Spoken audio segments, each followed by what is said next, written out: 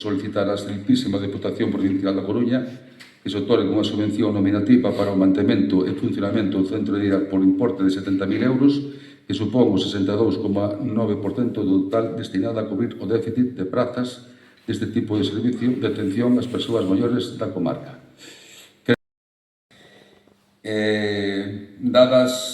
Dado o traballo que levamos feito estes 2 anos e medio, bueno, 2 anos, porque isto non surgiu dun día para outro, para tentar que o Consorcio Galego de Igualdade e Benestar se fixera cargo do centro de día e ante as súas negativas ou máis ben pasotismo do tema, pois decidimos abrir outras vías de negociación, entre as cales está a Deputación da Coruña, que, volvo a insistir, non é unha competencia dos servizos sociais.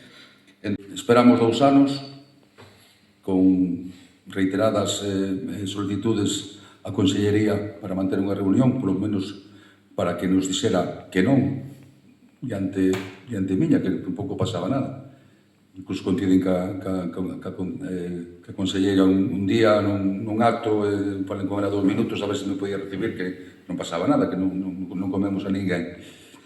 E nada, seguimos a día de hoxe sin ter unha reunión ca Consellería. O resto dos fondos, xa lo comentamos na reunión que tivemos, pero eu comento aquí no pleno, máis para o resto dos compañeros e tal, estamos en conversas con varias asociacións tamén sociais sin ánimo de lucro, que algunhas delas estarían dispostas a poñer a parte restante do que suporía o financiamento deste centro de día. Hubo un cambio de goberno en Ribeira e automáticamente apareceron 2 millóns de euros para facer unha residencia.